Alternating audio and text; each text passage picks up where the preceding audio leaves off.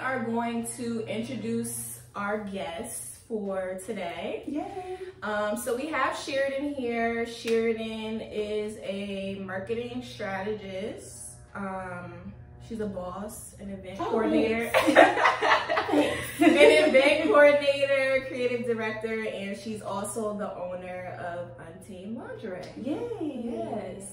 Is there anything else you would like to add? And I'm also like recently obsessed with charcuterie boards. So if you follow me, you will see me posting a lot of. I love that. I love the bougie shit. It's so fun. It's so fun. Yes. That's what we were talking about the Macy's thing. I was like, I'm always on Pinterest looking at charcuterie boards. And I was like, I feel like a 40-year-old white woman. Because it's like, ma'am, like, what are you doing? But right. we find something that you like. Right. You know, just go in. pretty much. I feel you. I love it. All right. So I have a few questions before we get into the topic for today. So I would like for you to tell us about Untamed Lingerie. How did you get started with selling lingerie? Okay. Yeah. Untamed Lingerie is about a year old. It's over a year old, actually. We made a year in October. So basically the idea came from, well, one, I'm always just thinking of ideas to make money, because once you like start your first business and you're like, okay, like what else can I do? Right. But at the time I was hanging out with a lot of older women, like one lady, her name is Elisa Bokeen, she's a sex therapist. And I was heavily involved with it's a studio in Third Ward called The Women's Earth. And so I was meeting all these women of all different backgrounds, all different ages, and just learning different things about like what it means to like be a woman and like embody that. Cause you know, we're in our 20s, so it's like we don't really know. Right. We still got a lot of learning to do. And so being around, I would say, especially being around Elisa, and there was another lady, Charisse, they just embody like womanhood and like, not even just femininity, but just like the essence of being a woman. I think being a woman is more than being feminine. Right. And being around them, I felt like there was like a gap, like a lot of women, especially Black women, I can only speak from the Black woman experience. We aren't raised to like just be comfortable like being a woman. Like we always thought we have to be strong and we gotta be controlling of everything. We gotta do this and this, and we're not just here, like just being present. And talking to women our age in our 20s, talking to women that are 35 and up who have kids and a husband, it is missing. Like something was missing where it's like, I don't know how to just be a sexy ass woman without being sexy for my husband, or being sexy because I'm going out trying to find a man or trying to look cute on the gram. Right. And so with the lingerie, with the Untamed, really like I thought about it in a sense of how do I want to inspire women to feel comfortable, like being sexy. And so the lingerie came about because it's like, okay, you can have lingerie if you want to wear lingerie we can have lingerie on right now. Right. If you want to wear lingerie under your outfit when you're at the club, you want to wear lingerie because you're at home watching Netflix and you just want to feel sexy for yourself. Right. And like, what more than feeling sexy with like some sexy lace on and some see-through robes. So that came about. But seriously, no, I hear you. Yeah, so that came about. And then also like in the future, I want to expand and like offer other products.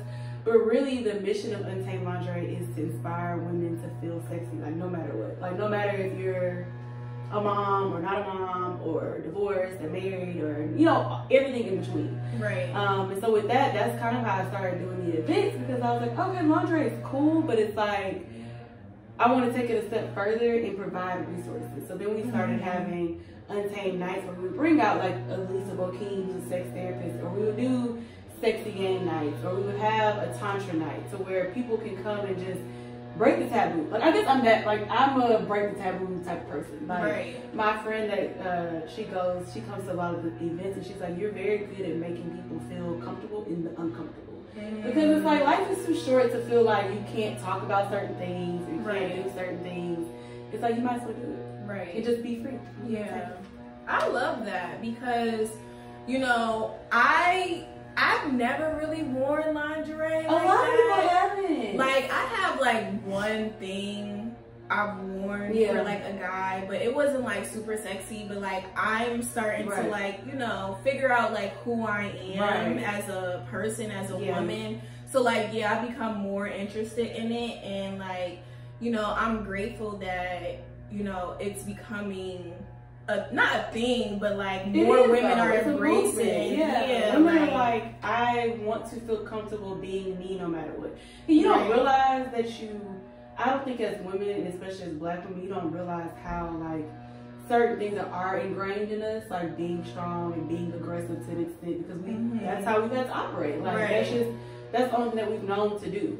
And so it made me think about it, because I just went to this aerial twerk yoga class. Yeah, so everybody was like, "Oh my God!" So we're gonna do it again. But doing the class made me realize like how as women we're not naturally like comfortable in our body. Like you have to, it's a learned thing. Unless you were raised that way. I don't think most women I know are not, like, we're just not raised that way. Like, we're just not. So, and now that you said that, that made me think, because like I went to dancing school as a child up until like I think my junior year in high school. Like I was going to dancing school, so like I kind of learned how to like be sexy, not to an extent, you know, that was appropriate for my age, you know. And so like now with social media going on, it's like, you know, if you don't look like these girls on Instagram, you feel like you're not good enough or whatever. And like that's why I'm grateful that you know Lori Harvey and her little crew, they bringing it back. You know, like you don't have to like do the most to like look sexy or to look. Well, natural bodies are in. Even though I don't know if all their bodies are natural, but they're natural looking. But I think it's just people want what's real. Right. You know, at the end of the day, like people want what's real and what looks real and what feels real. Even like we talk about, even though everything doesn't revolve around men, but I think people have this notion of like, oh, well, men don't like this or people don't like that. And it's like, half the time you talk to these men and it's like, I don't even care that why do you have this on? Like, why do you have these lashes on? Why are you doing this? Why are you doing that? And it's not that women are doing it for that, but I think sometimes there are, and you don't realize how people just in general value you being like your natural self. Your natural self, and your natural self, because Instagram bodies are not real. They're not real. And then it's like, no offense to women that, you know. And it's like we do, and then some people, they do the most to like look like those girls. And it's like, you know, it's just not realistic. It's just not, you know. And you know what I started doing? When I do yoga at home now, like I try to do it in the mirror. So I'm looking at myself, and like just doing that a couple of times has made me feel even better about myself. Like I be popping in splits, you know what I mean, in the mirror. Like, exactly. Like, let's do that. So I think I don't know if it's because of our age or just also like the time that we're living in, but I think people are just learning to be more comfortable, like being you and showing up as you and showing up as whatever that means. And usually that's probably some untamed version of you, and you just think you gotta be cookie cutter, and it's like nobody cares about that. Actually, we prefer you to be your raw natural self versus like, oh, I'm here and I'm Miss Prim and Proper, and it's like nobody really cares about that. And it's definitely gonna take time, because like even like being back home, like I was never this open like about one sex and like going out. Everybody's doing it. So I'm just that's like, my thing. It's like everybody's having sex. Everybody's doing a lot of shit in the sex. And nobody's talking about it. So we did this. We had a game night. One of our first events, we had a game night, and we did like taboo bingo. And so the bingo was like, nobody better sub this I did. But we did this bingo where it's like, we put a whole bunch of this like nasty like shit on there. But you had to go like talk to people, and it's like, do you like to get your toes sucked? And it's like, oh yes I do. And at first people were like, oh my God, like y'all are making us do this. But then after a while you're just like, everybody's doing it. Everybody's, you're not the only person that likes to get your toes sucked. Like, you know, it's just it's people are taboo about things that shouldn't be taboo. I agree. So moral of the story is to live your best untamed life. Do it. Basically. Do it. Because life's too short. It's scary, Because I don't want to be one of those. I think what made me kind of grow into that too is like, I don't want to be 45 or 60 or 70 and be like, I could have been out here just being a thought pocket. Right. Yeah, thought pocket. You know what I mean? Like you think like, oh, I don't want to. I've talked to like some of my friends' moms, and they're like, if I was 25 again or 26 again, like I definitely would be wearing such and such, because your boobs are not gonna look like that forever, and y'all out here trying to cover your bodies up, and it's like, you ain't gonna always be able to walk around doing stuff that you want to do. So. Right, I hear you. So what do you wish you would have known starting out versus now with your company? That's a hard one. Oh, my bad. No, you can answer. I'm just trying to think. I was, you know what I was saying, and I tell people this, but I didn't follow my own advice. I suffer from perfectionism sometimes, and I would have probably like not invested so much money up front to make everything be perfect, where it's like I could have did half of that and still produce the same quality, if that makes sense. So a lot of people, I'll speak for myself, a lot of us, like, I spend a lot of money like getting photography done, like buying tons of product, like buying the venue to get the photo shoot done, like all those things. And it's like, while that was great, it's like I probably could have accomplished the same thing with half of the investment. So that's my thing. It's even now when I think about other business ventures I want to start, it's like you don't have to like do it all. You don't have to spend $2,000 to do this. Like just start small and grow. And I suffer from that because you want to release things that are perfect, but it's never going to be perfect when you release it, and you're going to change it. Yeah, like I think that's my problem too. But we could get into that later. I mean, it's a real thing though. Even that, I'll say that, and I will also say, with the perfectionism, being okay with things changing. Because before I launched my House of Untamed, I was going under Southern Couture. Like that was my first brand. And a good friend of mine that also does my photography, she was just like, I mean, it's okay if that's like you're not Southern Couture anymore. You outgrown your brand. And I think sometimes we get afraid. Even now, like with me deciding to kind of not do as many marketing projects, we feel like, oh, we're in this lane, and I don't want people to think I'm doing a new business every month. And it's like, they're not paying your bills, so if you do a new business every month, who cares? Because they're not paying your bills.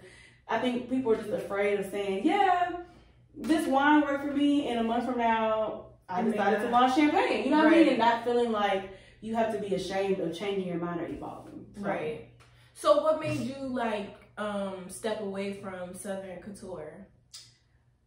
I grew into Untamed. Like I think my brands have always represented like where I'm at in life. So Southern Couture was and I was still doing the same services, but Southern Couture I launched right after I graduated. Well, I launched it while I was at school, and I started off doing like interviews with my friends who like were in the arts and stuff. And I was doing blogging because I was like, you're a marketing major, like have something to show for it. And so over the years it grew. Like I started doing websites, social media, like any type of marketing. And then somewhere along the line, like I hit like 24, 25, and I was just like, this is cute, but it's like, it's not me anymore. And then that's when I started getting more into I came up with a name for Untamed, and I was like, okay, I like Untamed lingerie, and then we started doing the events, Untamed Nights, and then I had Southern Couture still there, and I was like, these are like two totally different things. Like Southern Couture is like, you got Untamed Nights, Untamed lingerie. And then I was like, I'm just gonna change my marketing to Untamed Marketing and have a House of Untamed. But it really was just like, I didn't feel like my brand like represented me anymore. Which is why I also changed my Instagram name, because before it was Southern Couture. And my photographer friend Morgan, she was just like, you should just change your Instagram name to your name. Like, you be your brand. That way, if you do 2 years from now, I decide to be a vegan chef, it's like, okay, well, her name has always been Sheridan. And you just have to recognize when you are evolving and be okay with letting whatever go does not serve you anymore. Yes, get into that word. You know, I've been doing the work, okay? Get into that word. You have to let go of it. Like, we all struggle with that. I struggle with that. Yeah, of course. It always like takes time, you know, because like in the moment, you're like, oh no, I can't let this go. Because it's your identity to an extent. Because I was like, well, what if people don't know like to look? Because like I used to go by Southern Couture, and it's like, now they know to say Untamed. So it's like, people will pay attention. If, you know, if they fuck with you, like, they're gonna adjust accordingly. Like, now people are like, okay, Miss Untamed. I'm like, okay, what's catching on? So it's fine. It's fine. That's funny. All right. So what's something you have failed at during your creative journey, your entrepreneurship journey? Because like, I feel like a lot of, and not saying like, you know, everybody does this, but, you know, we like to focus on the end result. Then, you know, we have to understand that there's steps and there's levels and there's processes like to get to where you're at. So what do you feel like? I would probably say stretching myself too thin. Okay. And which is something I'm like just now coming to grasp with. But I was, I go to like counseling. I have a therapist because my job pays for it. It's like, why not go? Yes, ma'am. And so we talk about everything though. Like sometimes we talk about relationships and I'm like, I'm not here to talk about these people. I want to talk about the money and the job. I did that a couple weeks ago and she was like, whatever you want to talk about, that's fine. Right. And so because she's an entrepreneur. And so she was just like, I think that you just stretch yourself too thin. Like you're trying to do marketing, you're trying to do events, and you're trying to do lingerie. What do you really like to do? And I was like, well, I really love doing events. Like that's just, marketing's my thing. Like I went to school for it and I'm good at it, but it's also like, I'm not passionate about it anymore. So that was, I would say, I don't even know if I would consider it a failure, but it's just like stretching yourself too thin will make you not accomplish anything. Because you're trying to make this succeed and you're trying to make this succeed in this and you're not getting anything done. So I would definitely say that. I would say the other thing is probably just not having a good work-life balance at one point in time.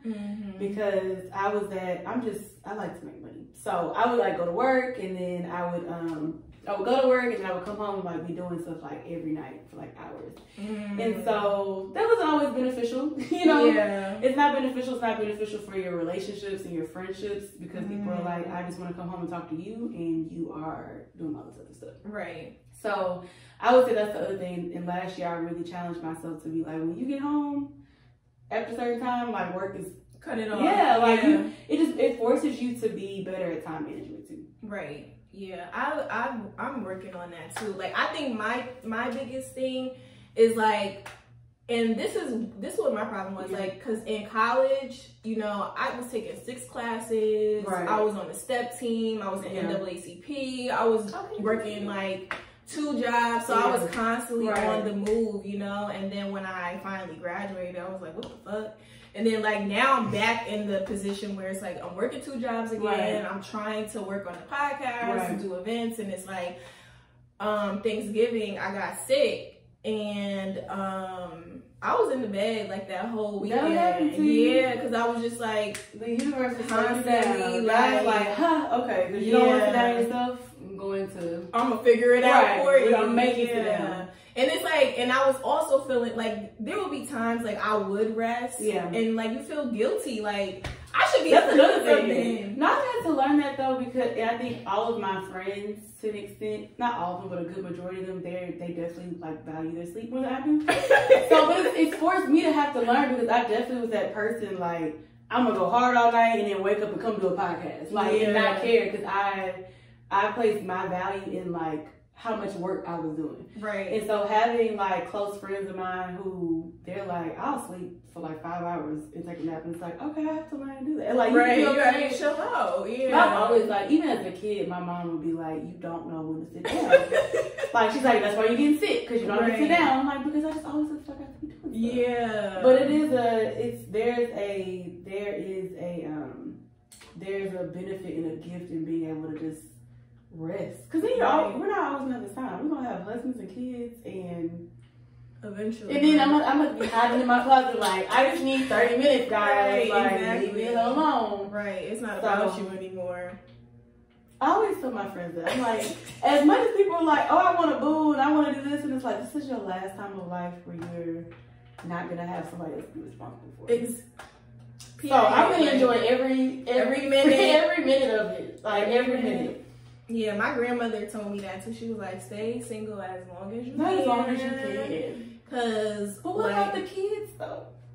Well, I mean, she loves us. Yeah. But she's like, you know, I'm just thinking like growing up, like even being at her house, like she would eat last. You know, like she would serve everybody. My mom eats last because she takes a long time to make her plate. Oh, okay. No, my mom eats last. Is like, man, we've been eating like 30 minutes. We're trying to wait on you, but you're trying to fix a whole platter. Right. But my grandmother, she would always eat last because she would make sure we all have food first. Listen. So I'm like, to my future grandkids, I like to eat. So so we all eat. I'm definitely gonna be that grandmother. Like, the food is ready. Don't finish y'all's plate. Right. Because I'm at the table eating already. Yeah, she would serve everybody, and then sometimes it would not be a lot left, but she would still eat it, you know, and like, Yeah, so I think we're the first generation too, like where we have the ability to do that.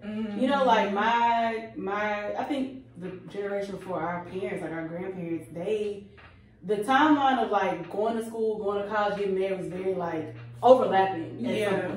Like my grandfather passed 2 years ago almost, and my grandmother was like, "This is the first time I've like just chilled out, just been like by myself." You know, like you don't know what to do because you're like, I've been always dating somebody for like 6-7 years. So and even with I think our parents' generation, I mean everybody's parents are different, but I think that across the board, it seems like our generation is the first generation where it's like we went to college and we're taking some time in between before we get married. Like, my mom went straight from like her house to being married with my dad. Like, and a lot of people, you know, situations like that. So our mothers look at us and they're like, please live your life. Yes, please take your time. Like, enjoy yourself. Right. That's good.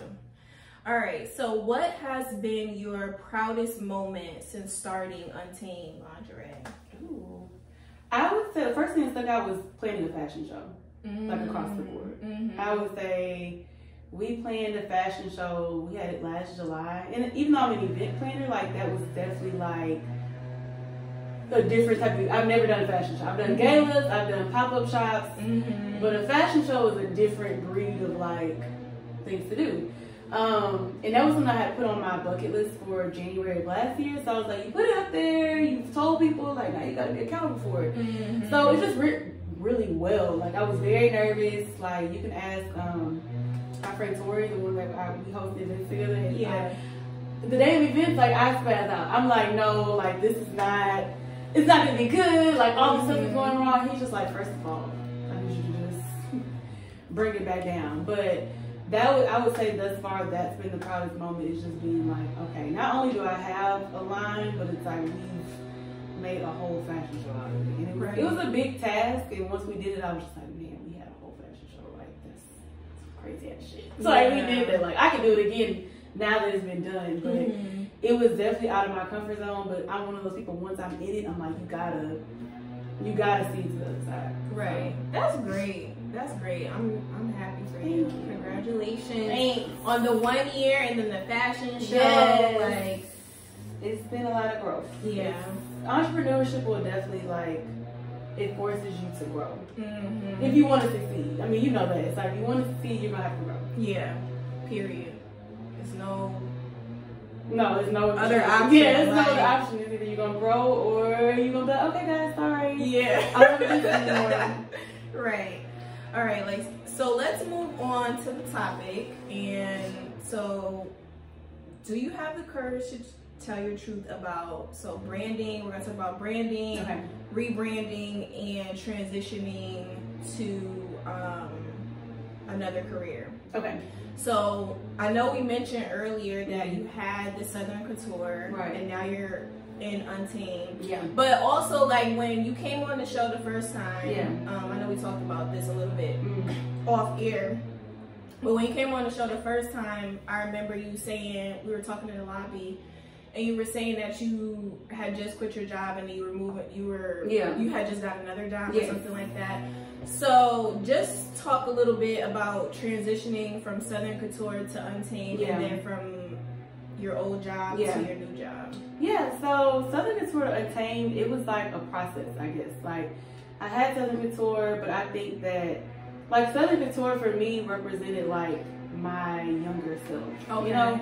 And then that's why I was like around 24, 25, I was like, yeah, that's cute, but it's like there's a whole other side of you that you're not really like untapping into. And I'm still like evolving into that person. But it started with the Untamed Lingerie. Like, I was like, okay, like the story from earlier, you know, I was like, okay, this is something I want to do. But then it also kind of like, my brands are always tied to me personally. So I'm never gonna have something that I don't see myself as this person, but I'm never gonna have a brand that doesn't represent who I am. Like, I just can't do that. I have to be like, no, I am Untamed. Like, I am Southern Couture. I am these charcuterie boards. But so for me, it was just mapping out like what I wanted Untamed Lingerie to look like and what I wanted the purpose to be. Because I was like, anybody can have an online lingerie boutique, you know? And so really just tapping into what I wanted my brand to represent. And within that, it was like showing women of all shapes, sizes, colors. And people say that, but like you go to my site and my page, you'll be like, oh no, you have like real ass women on here, like for real, not cute, curvy, plus size, like no, like real authentic, like we got cellulite and we, you know, all that. So first was just mapping out what I wanted Untamed to look like and really represent, and then making sure everything I did revolved around that. And so like I said earlier, letting go of Southern Couture wasn't like an instant thing. Like I did Untamed lingerie, and then shortly after I was like, cool, we can have events and call them Untamed Nights to tie with that. And at the time, me and some friends were in like a mastermind group, and so we would meet like once a month, kind of discuss our business goals, like how to hold each other accountable. And so Morgan, my friend that does photography, she was just like, well, you know, I don't think she said, she didn't tell me to do House of Untamed, but something she said like made me go home and think, and I was just like, I should just make everything under House of Untamed. And it was hard because I was like, well, she did suggest changing my Instagram name. She's like, well, I would just change your Instagram name. I don't think Southern Couture really represents who you are anymore. Just change it to Share Nola Bay. And even then when I changed it, I was just like, I want to change it. I want this is what I want to do. So for me, the transition was more mental. Like it was just letting go of the identity of Southern Couture. Because my fear was like, I had Southern Couture for 5 years at that point. So that was like a thing. Like people would introduce me and be like, oh, it's a Sheridan Miss Southern Couture. It's like, it was like an identity thing. So I was like, do I want to let this go? And then am I going to lose business from it? Right. So it's definitely a mental thing of this brand does not represent you anymore. Right. So what are you going to do about it? Like you have to evolve. So that was the first step of just letting go of Southern Couture. And it's really just a name at the end of the day, because I was still doing the same events, or not the same events, but my purpose had kind of expanded. Right. But because before then I was still doing events with Southern Couture, but they were more like cutesy women empowering events, and it's like, that's cute. But like, I just always want to provide value. Like that's my thing. If I'm not providing, I don't want to have something just to have something. Like I want to, any event I have, I'm like, what are people getting out of it? Like, what's the purpose? Right, because you can make money doing anything, but it's like, I don't ever want anybody to come to my event or buy my lingerie or whatever and not get value from it. Right.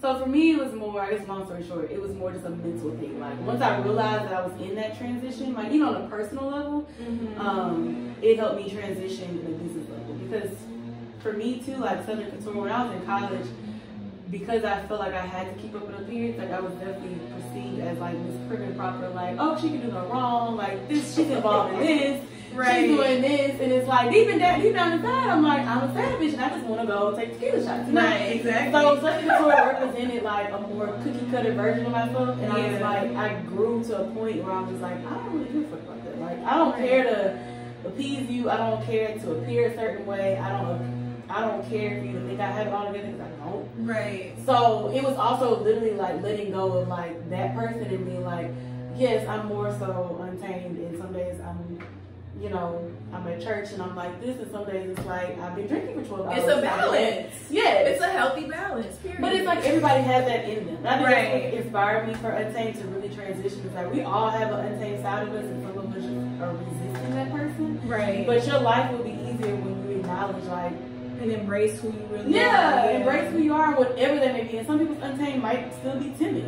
You know what I mean? But just embracing like your true self and not feeling like you have to be this prim and proper, like politically correct person. That's boring. Right. And I think it's just so crazy. Yeah. And it's just like enjoying the journey. Like, and a lot of people, including myself, I really haven't found that balance of enjoying the journey of going wherever I need to go, whether it's financially, spiritually, emotionally, whatever. Like, you know, just maybe just being in the flow, being present. Yeah, something I've just learned going back to getting rest is like we are not. I heard this phrase somewhere: we're human beings and not human doings. We feel like we always have to be like doing, and it's like we're not giving our life enough chance to unfold because we always have to like have our day planned out, our life planned out. And it's like, while that's great, you still have to be open to the flow of life. Right. Period.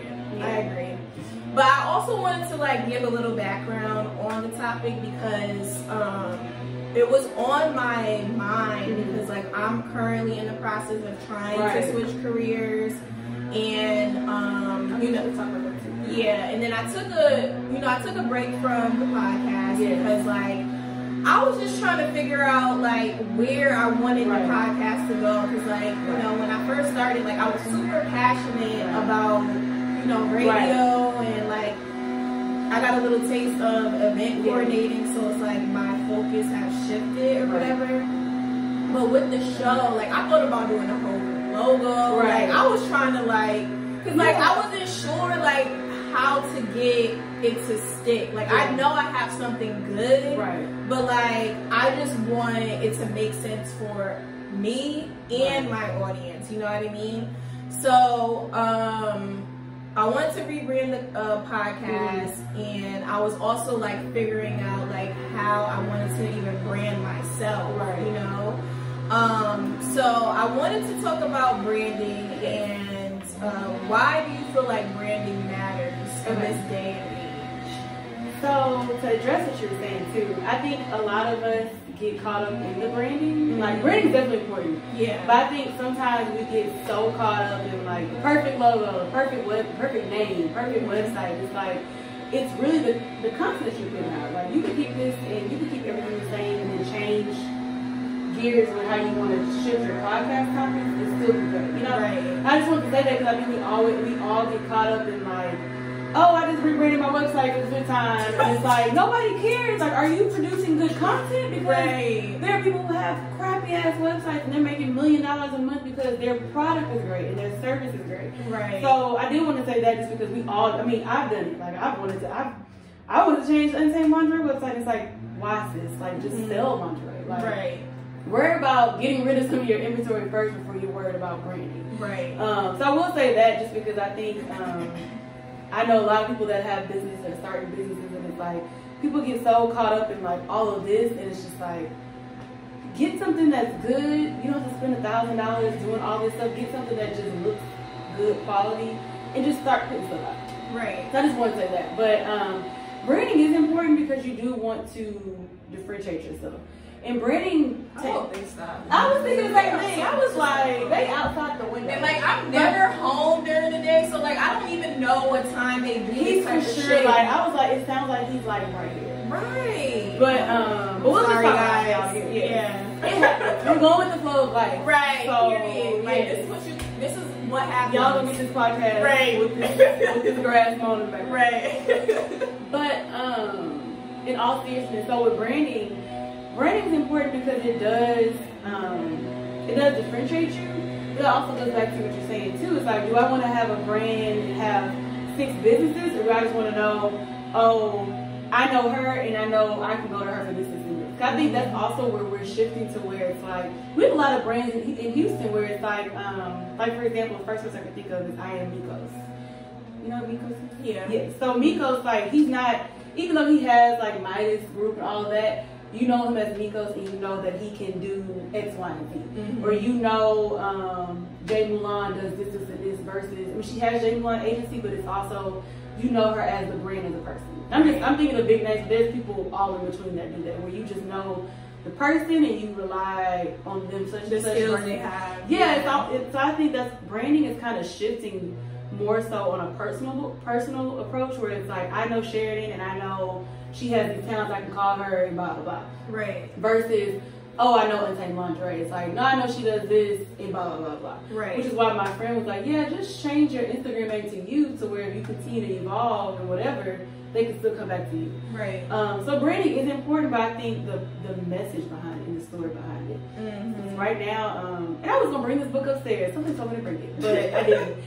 Right now, what I'm learning too is like storytelling is really important. So people are, you know, you have this and you have this, and it's like, okay, well, I forgot the podcast, but you have, you know, you have 2 different cups, and it's like, these could be the same things in the cup, but I tell you this amazing story about this water, you're gonna buy the water over you buy the mimosa because of the story behind it. So I think that branding is really shifting towards not just, oh, I'm buying Moscato because it's, you know, Moscato and they're really good. I'm buying Moscato because, oh, they had such a good story and they started in Connecticut and now they're doing this and this. Like, people are getting more attracted to brands because of their story versus just, oh, you sell good lingerie. It's like, no, she sells lingerie and she's doing all this. And it's like, I want to buy the lingerie because I believe in your store. Right. Yeah. So I think that's something else where branding is kind of shifting more so to what's the story behind it. You can have a crappy logo and people still might buy from you because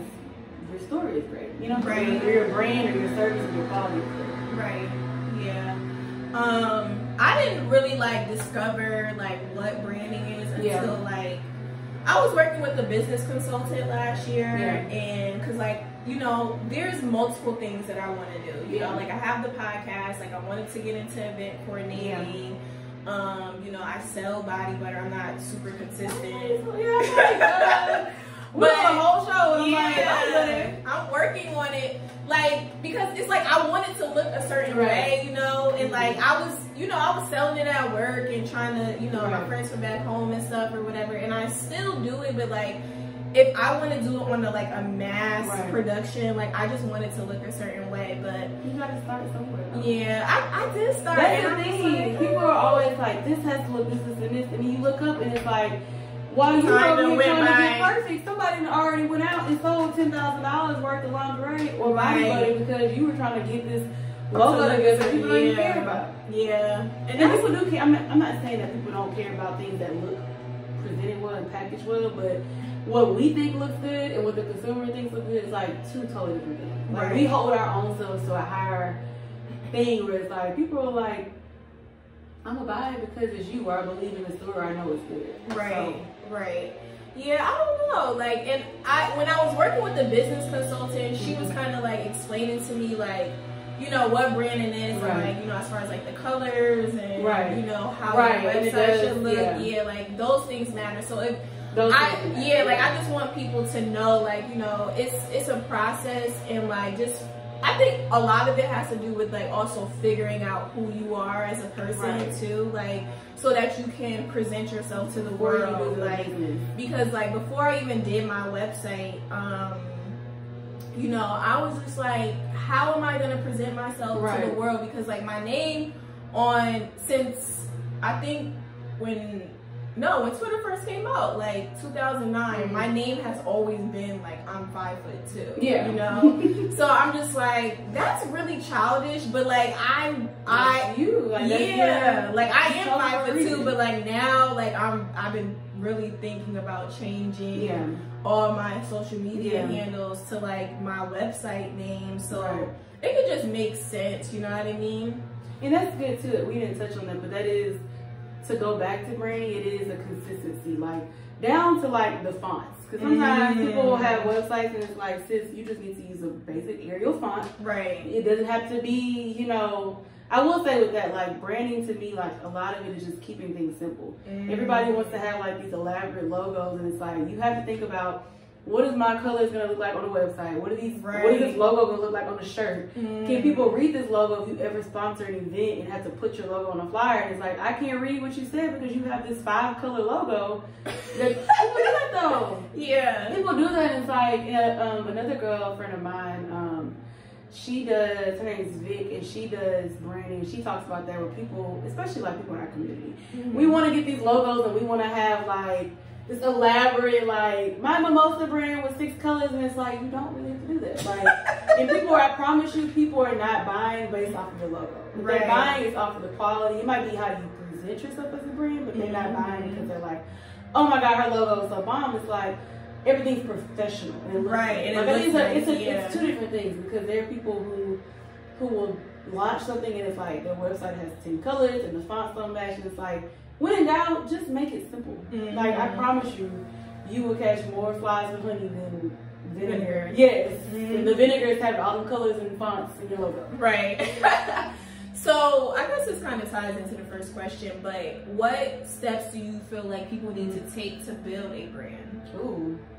I would first say just figuring out why you're starting your company. Like, why you're starting your company, what's your vision behind that, and how do you want people to see it? Kind of like what you were saying. So just figuring that out. I think sometimes we like, we'll start and we don't narrow it down enough. Like, we're all guilty of that. So really just starting and narrowing down what you want your vision to look like. Like my lingerie, even though I say it's for all body types, I'm not marketing it as a lingerie for everybody, you know? Right. Or I'm not gonna market, you're not gonna do events and they're not gonna be for everybody. Right. So the first thing is probably figuring out a niche. Mm-hmm. And that could be 2 or 3 things. Like when I do events, I know my events are for like 22-year-olds to like 45-year-olds. Like they're probably of this certain demographic. They're probably open to going to certain type of events. Like you have to narrow things down. Whatever you're offering, if you're offering meal prep, like who is your target audience? Are you targeting people who already go to the gym? Or are you targeting, you know, my cousin has meal prep, and her niche is that her meal prep is like still filled with like very soul food, like enriching type food. It's healthy, but it's like, it's gonna be good. Right. Some red beans and rice, but it's still good for you, you know? It's so good. So good. She makes makes you go to the bathroom. She makes it. I'm dead. But no, really, like really just figuring out a niche and then going from there. Like and then keeping it simple. So sometimes I go to people's websites and I'm like, I just appreciate how simple your website is. Like it's black and white, but it's professional. I can find stuff versus like all this stuff everywhere. But that's the first step, is that and figuring out what your particular brand needs. Like everybody needs a website. I don't care who you are. But outside of that, what does your brand actually need? You know, you need a logo and a website. Do you need social media? Like is your business gonna rely on that? Do you need business cards? Like figure out what you need and then just make all that consistent and do it at one time. Right. And make it stick. And then just being consistent. I think another thing, and we talked about this at work, which I guess they'll go into your other question about transitioning careers, but our CTO, she was saying how, so for example, our superintendent, like we have this thing we put out. You work for the school system? I work for the Department of Education. Okay. I said it and I was just like, okay. Y'all don't be stopping me at work. Right. But, what was I gonna say? Oh, basically, we have like a thing we put out every year. And so she was talking to our superintendent because it's like, hey, things have to stick. Like I think that people forget that marketing takes time to stick. Like even with Untamed, like I've been a year in and now people are like, oh, Untamed Nights or this and this, but it takes time. Like they call it, some people call it the 7 touches, the 5 touches, but it's like it takes 5, 6, 7 times for somebody to see your brand before it sticks. And that goes back to the other thing we're talking about, rebranding. It's like people, I just was finding out about Untamed and now you're about to change it to Live La Vida Loca. It's like we don't give things enough time to stick. I think we're not patient. I mean, imagine how long it probably took people to know what Nike was, or Apple was, or Beyonce. Like, it wasn't the first single Destiny's Child drop. Oh, it was for me, but I don't know. I mean, I remember when no drop, and I remember being in the car. Yeah, I was at the Boys and Girls Club, period. Yeah, I was like, that's because that was my song. Right. I can remember the first time I heard it, and I was in the car, and I was like, this is my song. Yeah. Like, I was like, little 4 or 5-year-old. Right. Like, but I'm saying that to say, it does take time though. Yeah. I mean, everything takes time. I don't think that we give things enough time to really just come to fruition. It might take a year or 2 before people are like, oh, I've heard of the Facts of Life podcast. Like, cool. But if you're always rebranding and always changing, you don't even give stuff enough time to stick. Right. So that's what that's I guess a nugget I would leave. It's just once you get all your branding done, like just do the work. Yeah. Don't worry about if people recognize the name or not. Like doing the work will help people recognize the name. People are not just gonna automatically, oh, well, Sheridan launched the charcuterie board, so we're just gonna support automatically. We know it's not how it works. Right. So it's gonna take 10 times of doing an event with a charcuterie board and somebody's like, oh yeah, you're the girl that does this. But people do it one time and they're like, I got 2 likes on Instagram and this and this, and it's like that's not how the world works. Like, right. We get caught up really, really like I know, and like I'm gonna speak for myself because this is a self-reflective podcast. Right. We're self-reflective. Right. But like I had trouble with this podcast when I first started too. But one thing I wanted to add to like taking the steps is people need to do research. That too. Research. And I'm bad about that. I will admit that. That's probably why I didn't bring it up because I don't do that. I'm very like, oh, I want to do lingerie. Boom. Yeah, like here y'all go. Yes. Yeah. I'm not the best at. And I say research because like I feel like now like with launching my website and trying to come up with a brand and stuff, like I read a lot before I even did this especially website. What you were offering. Yeah, like, and I was doing it by myself. Like I don't personally, I shouldn't, I'm gonna We're having an honest conversation. But I want to say the right thing. Like, it was not in my budget at the moment to pay somebody. And most people, it's not. You know, to help me. You know, like I want to. So it's like, you know, I had to do my own research, and like the business consultant, she helped me get a head start on what it is that I have now. But you know, and people ask me questions about starting a podcast, and like I be wanting to, like I'm about to start getting to the point where it's like, look, a consulting fee. Yeah, because it's like I've been going searching online to send them articles or to send them videos. You know, I ain't doing all that. Right, like it's coming from the dome. If I have to do anything further than that, this is a consultation. Yeah, you're not a client. Right, right. And I haven't gotten to that point yet because I think like when I first started out with the podcast, like I kind of had to learn everything as I went along with doing the show. You know, and a lot of podcasters out here were not very helpful. Yeah. You know, and so that's Houston. Yeah. I mean, we live in a city where people are like, I'll help you to an extent, but not really. So it's like, I be feeling like, okay, well, I'll help you, you know, because like nobody helped me type of thing.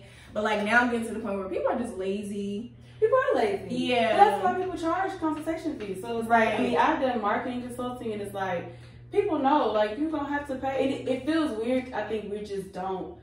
We have to shift our mindset of like feeling weird about charging people for something. It's like you go to the doctor and pay them pay a copay, because they spent 20 years learning something, you know. So just like that, you have to pay people who.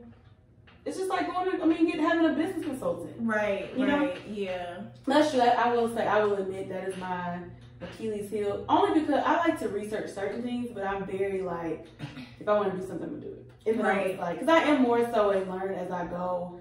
Versus let me like research all this stuff. And I will say I still had to do a lot of research to launch the lingerie because it was a lot of just like finding a lot of information out, like vendors, like who do I want to work with. So I didn't really just jump into it, but with some things I am very like, okay, like I've seen enough, like I got this, we good. Like and I'll just do it. But research is important. Yeah. And if you are I think research is important too, just so you can know how to differentiate yourself. If nothing else, like let me not just assume there's no other lingerie companies in Houston. Let me at least look and see what people are doing. Right. Exactly.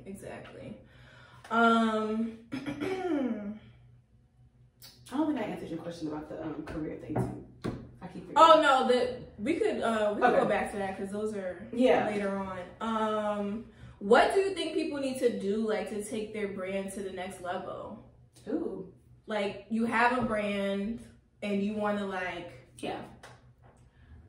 not skyrocket, but you know. I would say figure out how to differentiate yourself and then be consistent with it. Okay. And I know it sounds simple, like people probably looking for some deeper answer, but it really is.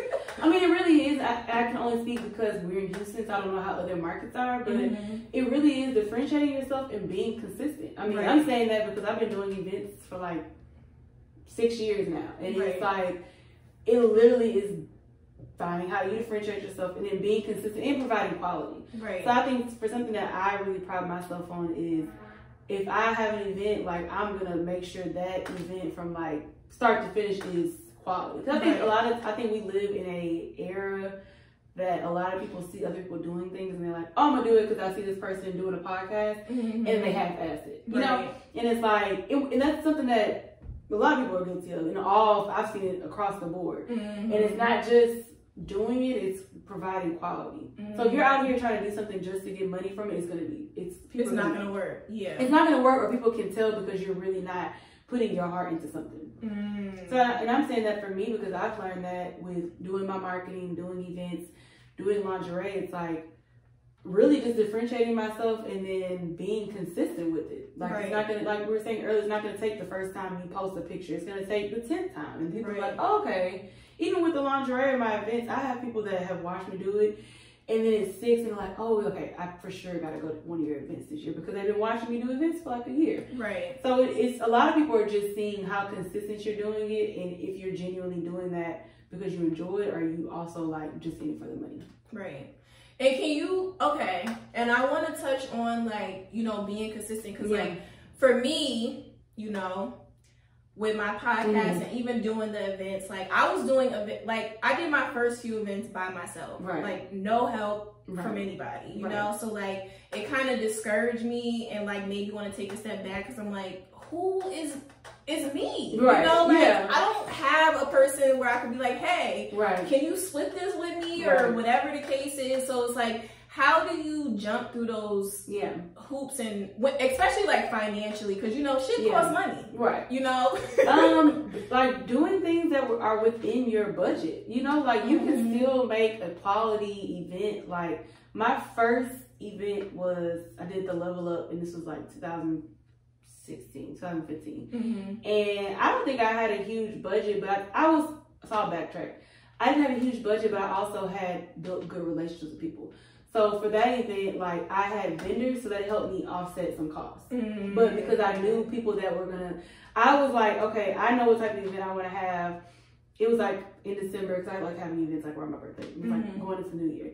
And I knew I wanted the event to basically be like helping people level up for the next year. And so I had the vision for the event. I did what I could do within my budget. So I made like a really nice press kit. Like I made a really nice proposal, and then I reached out to people that I knew would be interested. So I think where you lack in funds, you can make up for in relationships. And I think that's the biggest thing that's helped me. Like I wouldn't be where I'm at if I didn't build relationships with people, to have vendors and have sponsors and have people that will work with my budget too. So I think it's a twofold of figuring out what you can do within your budget, showing people that value, and then convincing them or encouraging them or influencing them to support your vision. If you don't have the people to collaborate with or split costs with. And then also, if you have a budget, you can make a bomb event for, I'm gonna throw out a number. You can, if you give me a budget, I can make a bomb thing. I'm not saying this event, but whatever it is. And figuring out ways to work with your budget. So if I know, for example, me and a couple close friends of mine, we have a mentor program. And so last year, all of us were just like, we ain't got the money to bring no venue out to be doing a graduation. And so my good friend, she works at TSU, so we were able to use like this lobby area, and we spent maybe $300 total on food, decor, and something else. Food and decor. And we made that work. And people came and were like, oh my God, this is really cute. Like, I like how you went about it. So even if your budget is limited, like figure out how you can work with your budget to still make things look nice, or still make your website look nice, or still make your logo look nice, or whatever. Because, and then there's some people who've launched businesses with zero capital, you know? Like for example, for me, with my current business, like this year, I'm focusing more on doing like event planning for other people. And so right now I'm in a phase of reaching out to people just to help them to build my portfolio. So even if, say you're launching I'm going to use the charcuterie board business again. Say you're launching a charcuterie board business, you have no capital.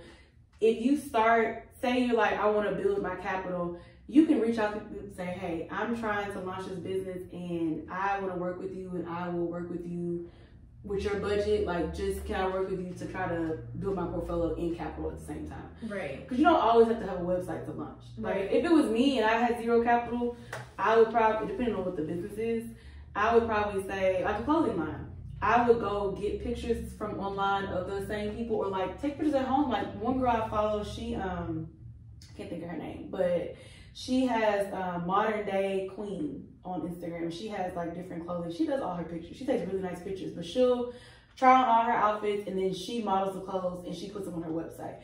So it's just being creative. Like if you can't afford a photographer, you can't afford models, you can't afford certain things, find like research. Like you said, okay, if I can't afford a photographer, I'm gonna get clothes in my size and take some really bomb ass pictures on my iPhone until I can build the capital up to do what I want to do. Right. And you know, that just made me think of if you have an iPhone, if you have Apple products, you could go to the Apple store and they could teach you how to take pictures on your phone. YouTube too, but the classes at Apple are free. Oh, they have classes. And nobody goes. Like when I first got my laptop and I was trying to figure out GarageBand, like I went to the Apple store. And for one of the, I think it was like some audio. I did not know they had classes. Yes. And nobody came, so I had one-on-one time with the guy, you know. Cool. But my cousin, she was saying that she wanted to start a YouTube channel for her daughter. Okay. And because she likes to cook. Yeah. So I was telling her about, you know, going to Apple and like getting help with, you know, figuring out iMovie on your phone or wherever. There's a lot of free resources out here. Free. Even that made me think about, like I know you have like a product, like a jar type product. They have things where it's like you can't afford to have a photographer. You can buy like a makeshift like white box. Yeah. You know what I mean? So there's so many things. I think that we put so much pressure on ourselves that we gotta have $10,000 to launch this dope brand. And it's like just start where you are. Like there are people who have like I follow a lot of people on Twitter who are like in the real estate industry. And this one guy was like how he did wholesaling for his first house with no capital of his own. You know, like there's so many. YouTube is your friend. Yeah. There's so many free resources out there. And I mean, Eventbrite, they have tons of stuff on Eventbrite where you can go to a free home buying class. You know what I mean? It's just so many things. I'm going to one next month. I thought about you because I was like, she didn't ask about home buying. Yeah. But there's so many free resources, or at least like resources that are very affordable to learn how to do things. And I think if people would just take the time to start there. Because I think in our generation, like, a lot of people aren't starting out with a lot of capital. I mean, some people are, but most people are like, I am starting from scratch. Right. Whether that's recording YouTube videos in my house with my phone, whether that's, you know, whatever it may be. Like, you don't have to have $10,000 to start your dream. Right. That's where I'm at. I'm just like, you know, it'd be nice. Yeah, it's just like slow progress for me. But it's like, you know, as I look back, I'm like looking from where I was when I first started the show, or when I first moved here, you know, like, I had nothing. Like, I didn't even have, like, eventually I got a laptop. Because, like, my laptop in college, it broke. Yeah. And then, you know, I got a laptop. Somebody bought me a mic, you know, and then, you know, I moved on. Right. You have to start from somewhere. You have to start, even with just the podcast, even with consistency. I think that we put so much pressure on ourselves to be consistent. Because I'm like that with my YouTube channel. Like, I'm like, I gotta do a video every week. And it's like, I'm probably not gonna do a video every week. Yeah. But that doesn't mean I'm not being successful. I think to me, consistency is just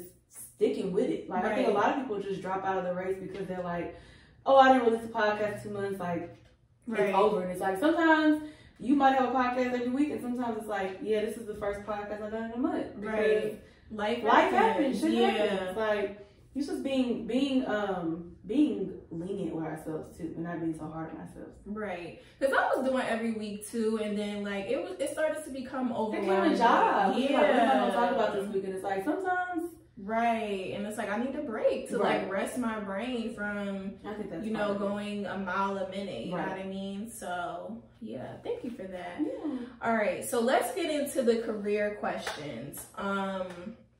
What's the best way to get into a new field or transition into a new field?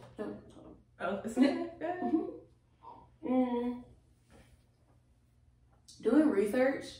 So I guess for me, so I did transition, I guess almost 2 years now. I left my job in March of 2018. I did not have another job lined up, but I was like, I'm ready to go. So for me, I'll speak more so now because now I'm really interested in like the real estate interior design industry. It's just positioning yourself. So I like paid someone to revamp my LinkedIn page to make it more marketable. I paid someone to revamp my resume.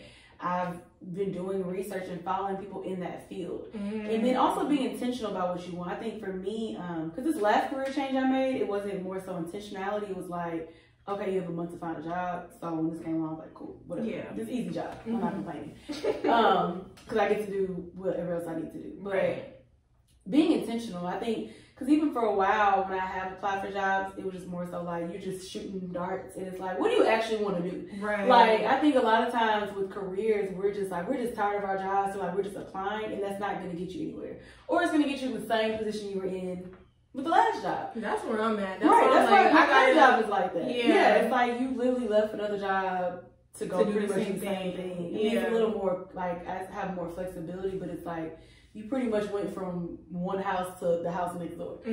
So for me, it's just being intentional about the things that I apply for, intentional about salary. So I'm not even entertaining. I'm in a place in my life, period, across the board. I'm not entertaining things I know I don't want.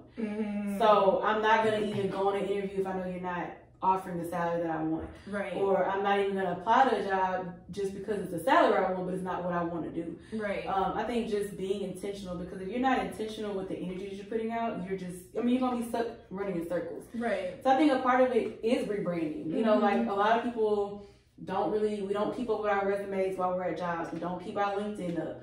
And then in researching what people who are in those jobs, what skills they have. So like we were talking about certifications earlier. Right. Do you need to get a certification? Should you join this organization? Should you do this or that? It's like, for me, a lot of it is just positioning yourself where you actually want to be. Right. And whatever that may look like for you, because every field is different, but just doing research, going to networking events. Like, so many people don't utilize all the free networking events we have in Houston. Right.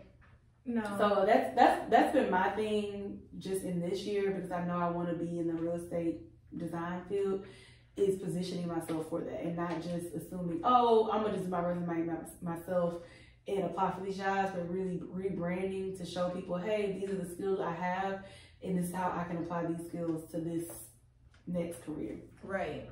So people, if you're looking to get into a new, cause like I've been doing like call center customer service jobs.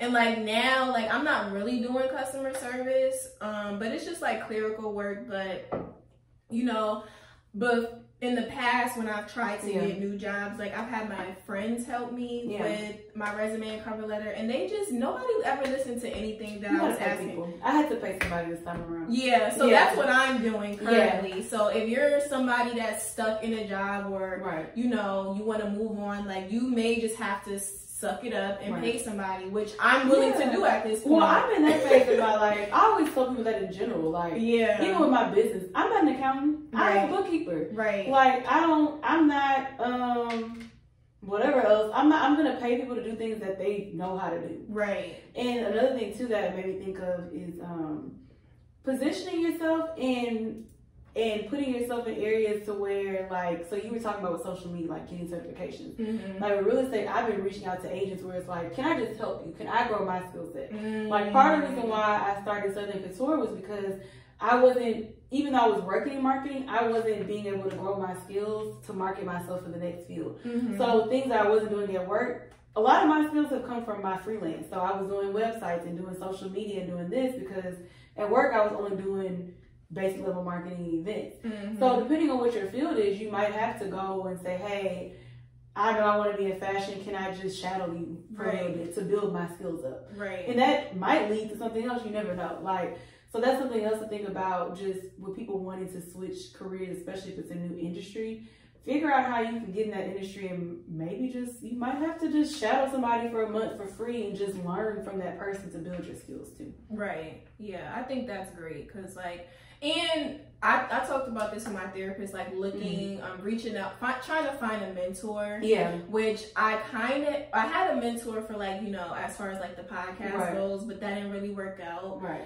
And so now, like, I'm just looking, like, and I don't know what it is with guys, but like, with it doesn't work.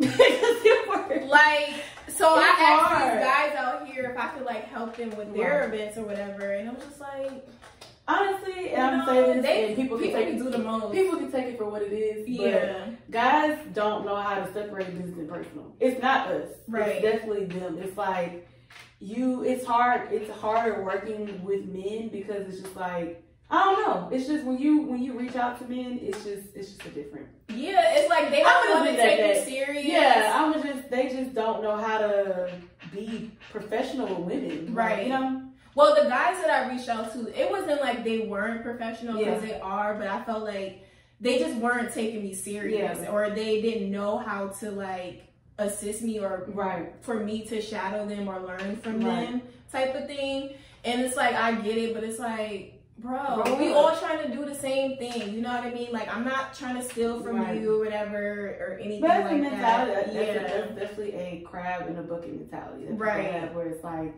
I don't want to show you this because you might, and it's like, exactly.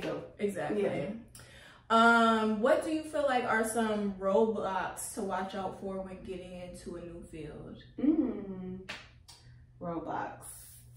You mean once you get there, or just trying to get there? Yeah, trying to get there. Probably I would just say it might take longer than you think it does. It's not gonna, I think in my experience, as you progress in your career, it's easier getting an entry level job than going from mid-entry level to mid-high. You know, like I think to me, it's like when you're in a career, because I've been out of school since 14, so like 6 years now. It's like now being in this mid-level area is harder.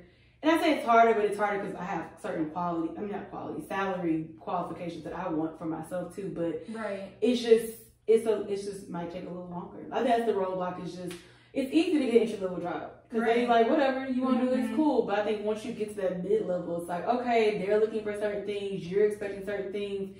And that might take a little longer to find that career that's on the same page. Right. Yeah, I'm trying to get into the mid-level too. Cause like this entry-level bullshit that y'all trying to pay me, it's not working. Like if I had a child, like I would not be able to survive. But people do it though. And I'm like, I think of it all the time because it's like my last job, what I was making, I mean, it's pretty similar to what I'm making now, but people like make this and have like spouses and kids, and I'm like, I can barely support my lifestyle. Right. And that's a little bit what you said earlier too, like when we're talking about money, it's like I also like to live a certain way. Right. So, you know, that also comes into play with it, but it's like, how am I able to I'm sitting here like, dang, like what am I going to sacrifice this month? Right. And you able to survive with 4 people off of this one salary. That's crazy to me. Yeah, I have to sacrifice a lot. A lot of it's like, are we sacrificing or is it like? I know It's first world problems. Right, and it's like the things that I'm sacrificing aren't things that I can't go to brunch this week. Yeah, my roommate, she asked me to go to brunch yesterday. I was like, I can't afford it. I'm sorry, because like that's $50 to $100 easily. I'm just saying, like, you know, you eat brunch, you get I was like, say, what are you buying? Well, you eat brunch, you get hookah, you want to go to the next spot. You said $100. Well, I said $50 to $100. That's what I was like. Or maybe, $30 to $80. No. It's your world. I've spent at least like $50. No, for sure, 50. Yeah. I think when you said 100, I was like, well, some people get tables and sections. Like, I'm just. No, I don't like spending my money on sections though. You say you don't? Okay. I was just talking to my friend about this yesterday. I was like, I would spend my money on other things where people are just like, I can't believe she bought that. But it's like, you talking about going in on a bottle? No, I'm not. Right. No, I'll come to your section. Yeah. I'll pull up, but right. I'm not putting my hard-earned money into no $200 bottle that I can drink at home. Right. I haven't bought a section yet. Like, I've obviously been in other people's sections, whatever. I mean, when you're a woman, right, you can do that. Sorry, fellas, but you know, we ain't gotta do that. Exactly. But I thought about it and I presented it to people, and like not everybody's on board with it, so I just don't make a big deal out of it. It's not. Well, it's hard getting people together for sections too. Like you want to do it, and then when it gets closer, it's like people are like, yeah. That's why I don't even bother bringing it up anymore. Yeah, no. Yeah. If I ever did a section out of my own money, it's gonna be because I got a new job. Right. Exactly. Celebration, like exactly. That's I got a new job, or I'm moving, or got engaged or something. Like it's gonna be a celebration. Yeah, but not just Sunday. Right. Okay. Right. Like people really be doing that shit every week, and that's why I'm just like, I cannot. Like there's no way. Like I went to brunch last week. And like, you know, I got treated to brunch, right. But if you know, if it was the other way, I would not be spending that type of money. Yes. Yeah, like that's $50 easily. Period. Like no, agree. That's a bill. Well, when I live in Houston, it's like you pay $50 just to breathe in a venue now. Right. You know what I mean? It's like it's ridiculous. And y'all are charging me to get in the parking lot. Sad. We need to invest in a parking lot. Who's down? People do that though. Like we could be making millions of dollars. Easy money. They're making at least a couple thousand a day. Yeah. For sure. Yeah. For real. That's smart. I'm gonna look at some parking lots. Yes. I think we kind of answered this, but because we talked about paying somebody for resumes and cover letters. I'm definitely a fan of paying people for things that I don't know how to do because I'm not gonna waste my time. Yeah. So I was just gonna ask, like, what are the best resources you can use when you're job hunting or career hunting? I would just say LinkedIn. I mean, that's just been something that I've benefited from. LinkedIn or joining groups in that industry. So if you're in marketing, like go to American Marketing Association meetings.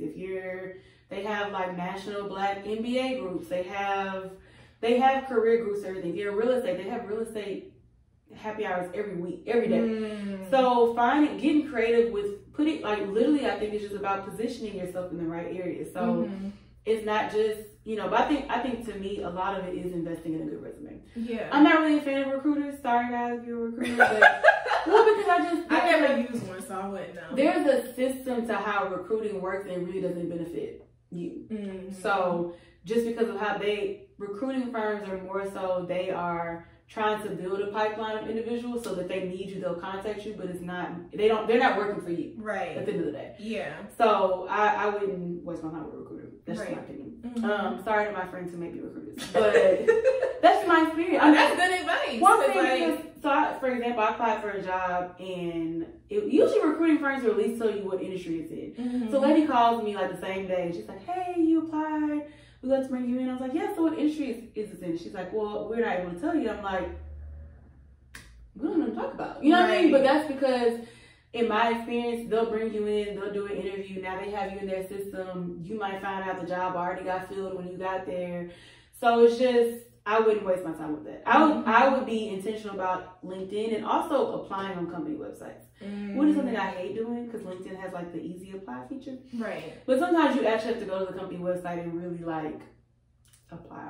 Right. And I hate it. But I think it's more effective than the other options. But I think the first step is really just getting your resume professionally like done. Yeah, right. I agree. Because like, you know, I said earlier, like, I was asking my friends to help me, and it was like, it turned into arguments a couple of times, because I'm like, bitch, I ain't asked you for that. No, I didn't ask you for that. And it's like, they don't know, because they're your, they're your friends, so they're like, oh, we're just gonna, Right, but I trusted them because, like, you know, a lot of my friends they have careers, like, they're social workers, they're teachers, one of my friends, she's a behavior analyst, like, and you gotta get somebody that does a resume. I know, and like, I'm thinking, okay, y'all have good jobs, y'all make more money than I do, so like, help me, so, that was a lesson learned for me that I have to now go and pay somebody. I have to learn a lesson myself though, because I used to do resumes for people, and then I realized like, I only know so much. Right. Versus people who this is their full-time regular thing. Right. They know how to change keywords in there. They know how to do certain things where it's like, I'm good at editing certain things, but like really going above and beyond to position your resume for what you're trying to apply for.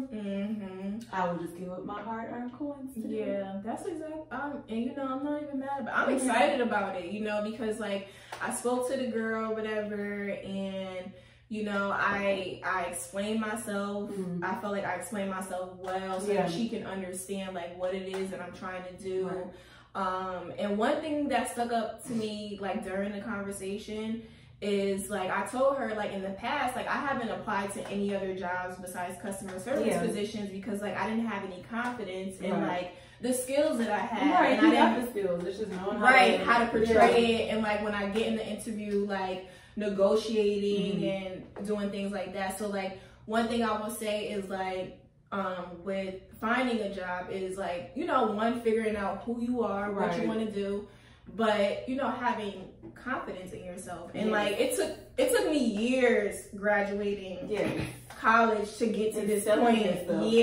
To be like, okay, well, I know I deserve this, and this is what I'm gonna get. So, and not settling for less. I think if you're in a position where you can tolerate your job, don't just hop to another job just to hop to another job. Like we all do. I mean, I've done it. That's what I did it, and I was real sad. Yeah, I was like, I was talking to. I was real sad when it might have been my therapist. It was her. No, I was on an interview and I was telling them, and she was like, "Well, it sounds like you just left somewhere to go, like to do something similar." I was like, "What time?" Yeah, I was just ready to leave the place. Right. So it's really just, and I think you can apply that lesson to life in general, but really just not hopping from one thing to another, but really being intentional about what it is that you want and not settling for that. Like I've gone on interviews and they're like offering $20,000 less than what I want. It's like, well, I really appreciate that y'all are a Black-owned company, and that is so impressive. But my bills don't care if you're a Black-owned company. Look, the lifestyle I want to live does not care if you're a Black-owned company. I tried this, and that's thing to do too. Support my people thing with the help working for them. Because usually they cannot offer the size that we want. That's just the reality of the situation. Or they don't want professional. to. It's usually both. So in my experience, I've worked for some Black-owned companies, and it's like, you know, I love y'all, but y'all are not professional. Hot ass mess. So that, and then also, it made me think about something else I was gonna say with knowing your worth, and then not settling for less than that. I had something else to say, but I lost my train of thought. But just knowing your worth and not settling, and not letting, also when you're applying for a career, and this is just my opinion, some people might say different, don't always get sold by the idea of where a company says they're gonna go. Like, for example, I went on an interview for a Black company, and they were offering like $20,000 less. And it's a role that's like, I don't know who would take this amount of money for the type of work y'all want done. And it's like, well, we're growing, and we're gonna be doing this and this year. And like, but what are you doing now? Like, I don't care about, oh, well, our company is gonna be doing this next year. No, my bills don't care about that. These flights in front of book don't care about that. This Cardinal don't care about that. The Cardinal don't give a fuck. Cardinal, and the Cardinal has to snatch it. Has to get paid. Right. So you're telling me, you know, but I think that's something that we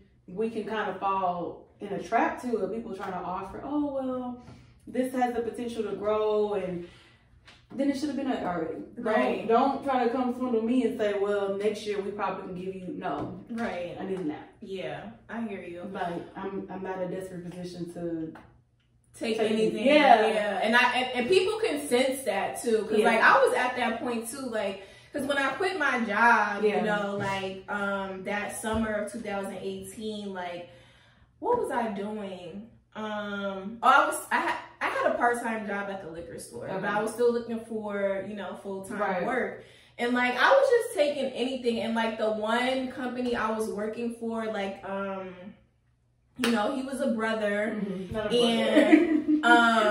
real, he was a brother, and he was just so crazy. He was crazy, and like, he had a hair company out here, and I'm thinking like, okay, you know, it'll be cool. Girl, he ended up firing me. He fired everybody because he was crazy. He was crazy. I told the story on here, but what? Now I gotta go back and looking back, like, I'm just like, this man, he didn't even have it all together. So it was like, he would get frustrated with us and me in particular, because I was asking questions like, you know, it's not making sense, and like, he did not like that. Fired everybody. He fired everybody. I don't know what he doing now, but I blocked him on all social media. But I think that's a good point too, just not moving out of desperation. Right. In every area of your life, like, people can sense that, and then you make decisions. Because that's how it was for me. I quit my job in February of 2018, so I had a month because they ended up paying me tomorrow. And I was like, as time went on, and I was like, okay, well, you getting down to like your last week of being able to get paid from them. So what are you gonna do? So it's like, looking back, would I have taken the current job that I would have if I had more time to decide? Right.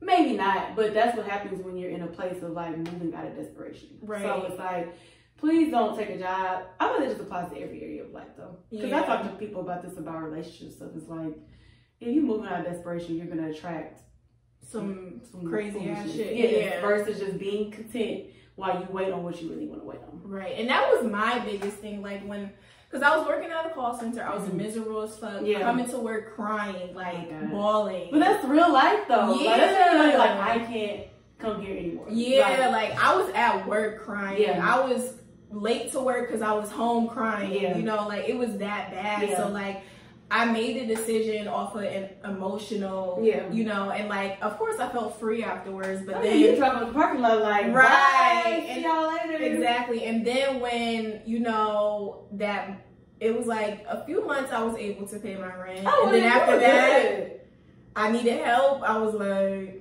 that's how it was for me. Like, it was getting to the point where I was just like, you know, when you start hating your job, you're just like, I'm showing up late. I'm here just calling out. We had a lot of issues with it was only like a few people it was a small team. And so we were having a lot of issues. We had like, a lot of my friends had left. We were down to like 4 or 5 people. And I was like, I can't do this anymore.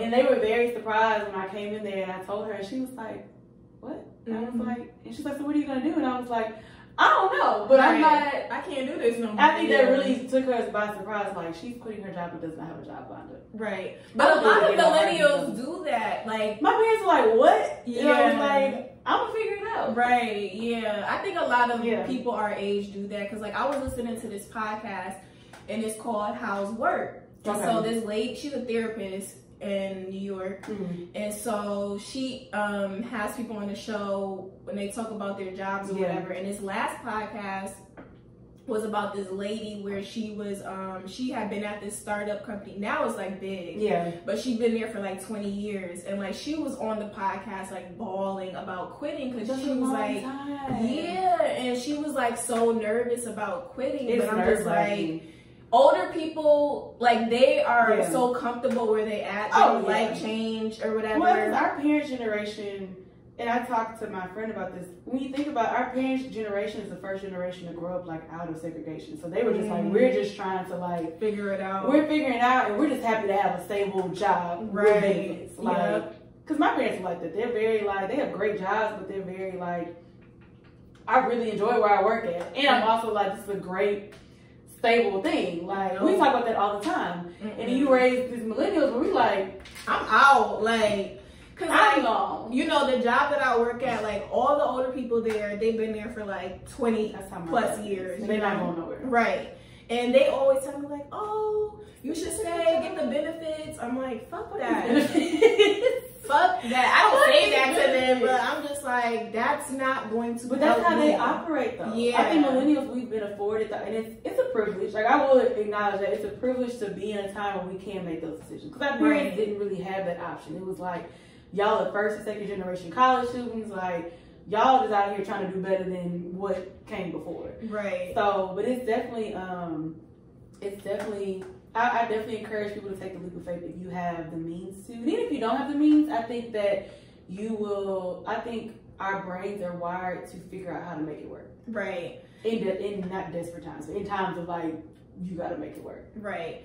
And I will say, like, because like when I was thinking about quitting and everything or whatever, like, I was still going to therapy, but I just felt like she wasn't saying what I needed to hear at the time. So it was like, you know, if you are in the position where you want to quit your job or whatever, I know people don't like to hear this, but just have patience. You know, like, I didn't have any patience. I was just like, this can't be the end all be all. And like, because I was having the episodes of crying. So you didn't have patience at your job? Yeah, just have a little bit. If you feel like you can't do it, then yes. But you do get to your wits end, though. Yeah. I've had friends, another good friend of mine, she was in a position that was like crying every day, like, and then she finally did it. I would say have patience, and also don't be surprised if everybody's not like kung ho. When everybody in my family knew leading into it, like, okay, she's been tired at work, like the guy I was dating at the time knew, but I didn't tell anybody. Like, I went to work and did it and then called everybody. They were like, okay, so that's exactly that's exactly what happened. I didn't tell my parents. I didn't tell the guy I was dating. I went and everybody was like, okay, well, we're just gonna support you as best as you know, like. But I think my parents also knew, like, we know Sheridan, we know she's gonna like do whatever. You're gonna figure it out because you're not. Because I've always been that child when I was old enough to make my own money. I was like, I'm about to go get a job, right? Just because I don't want to ask you for money. Yeah. So you'll figure it out if you want to figure it out. It's another good friend of mine. He's not working right now, and I was just like, even if you're in between jobs, don't beat yourself up. Like, also take that time to enjoy it. Like, if you're off for a month or two, like, volunteer, go do some stuff you've been wanting to do. Like, enjoy being at home. Like, I did that. I did all of that. Like, I was going to lunch with my friends. Like, I think I quit right before, like, South by Southwest. I was able to go to South by Southwest for like a week. Right. Because I was like, well, I'm not working. So, like, don't beat yourself up over not having, don't beat yourself up over not having a job. Like, I know we tie a lot of our worth to what we can do and working, but if you're off for a month and you can support yourself, sleep in, work out, like, find some new hobbies, go to a museum, like, travel and go visit your friends. Don't just be in the house depressed for a month. Right, yeah.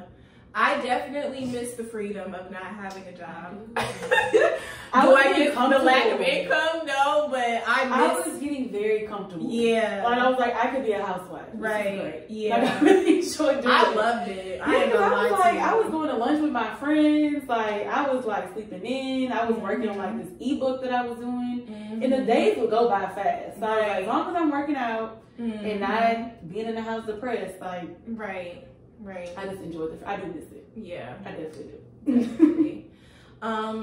So how can people find you, get in contact with you, go to your events, buy some lingerie?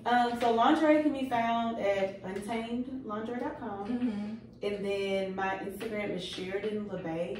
I'll just give it to you in the bio. Yeah, you can text me all that. Yeah. Sheridan LaBay on Instagram and House of Untamed on Instagram, Untamed Lingerie on Instagram. I'm also on YouTube, so this interview will be on YouTube as well. But yeah, those are the places you can find me. You follow me on one of them, then you can find me on the others. Right. So it's all there. It's all tied. I make sure it's all linked together. So. Yes. Okay. Well, thank you for coming on the show. I really appreciate it. Hopefully we inspire somebody to get their career together or their brand. Yeah. Because it's all tied. I think that it's if you do it the right way, you can tie everything into just you as a person. Right. I agree. And the main thing today is having some patience. Yes. For real. Having patience. Yes. Where can people on YouTube find on YouTube. Well, for the viewers, how can they find all right, so the podcast is Facts of Life podcast on Instagram. Yes. Facts of Life pod on Twitter. I really don't use it that much. But just in case y'all want to follow. Just in case. And then I do have a website. It's called I'll give you the link. She was like, we both have hard names. Right. So